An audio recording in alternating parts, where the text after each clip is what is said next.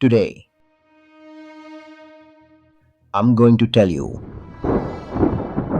one of the most frightening and lesson-filled true stories ever told. It is a story directly mentioned in the Qur'an and explained by scholars in tafsir. This is not a made-up tale. It happened to a real community who believed in Allah, yet tried to play tricks with His laws. They prayed, they fasted, but deep inside, they loved the world more than they feared Allah. They thought they could be clever with the Creator, but in the end, their cleverness destroyed them. Some people among them gave clear warnings.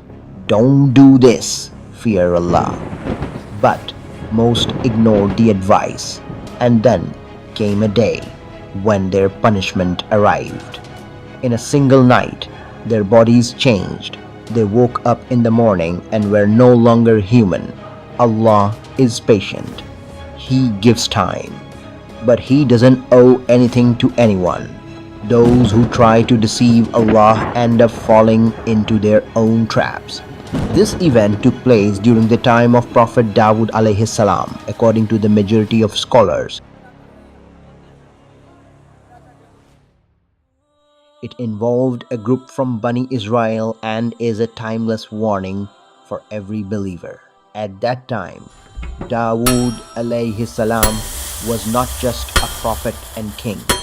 He was the symbol of justice, humility, and worship.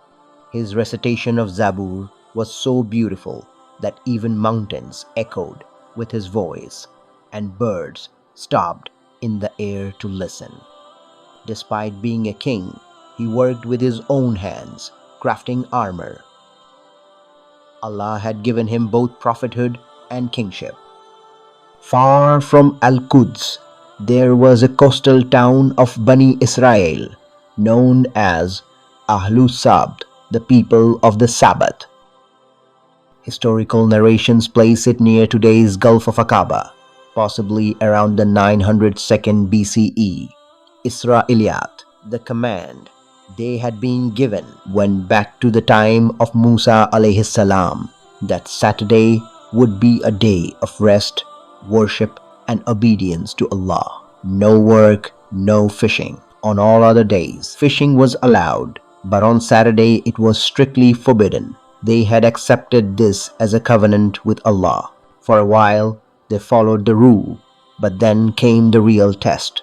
On Saturdays, the sea began to behave strangely. The waves were the same, the air was the same, but on that day, fish appeared in huge numbers. They came close to the shore, sparkling under the sunlight, jumping out of the water as if inviting the people to catch them. On other days, the sea was almost empty. This was a clear test from Allah to see who would obey and who would follow their desires. Some people looked at the fish and turned away, controlling their nafs. Some stood silently, struggling inside, and some began thinking of tricks to get around the rule. Shaitan came to them with his whispers. Narrations in Tafsir Ibn Kathir say that Shaitan told them, "You are not forbidden from catching fish, only from eating them that day." This is from Israeliyat and not confirmed in authentic hadith. They thought, if we can find a smart way, it's not really breaking the rule. So they came up with a plan. They threw their nets on Friday night, left them in the water all of Saturday, and pulled them out on Sunday.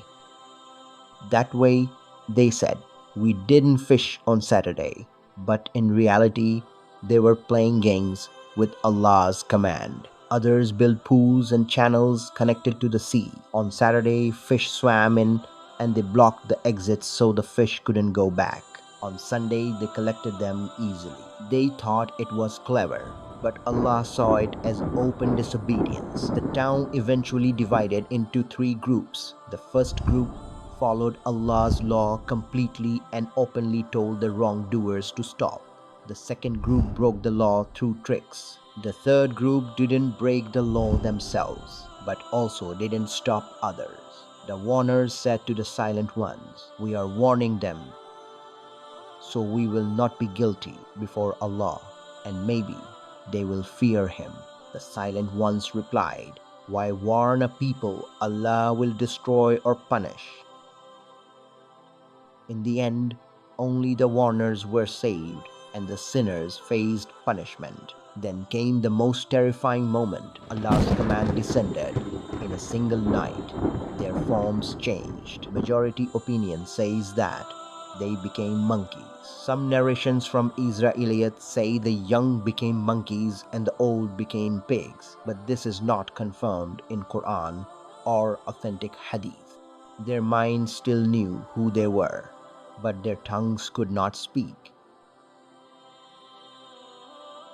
They recognized their relatives and cried, but it was too late. Some narrations say they all died within 3 days, also from Israeliyat. This was the fate of people who believed in Allah, but tried to outsmart His command. Their story remains in the Qur'an as a lasting warning.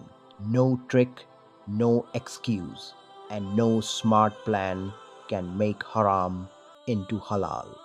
Obedience, even when it feels hard, is safer and more blessed than the cleverest disobedience. If you enjoyed this video, don't forget to like, share, and subscribe.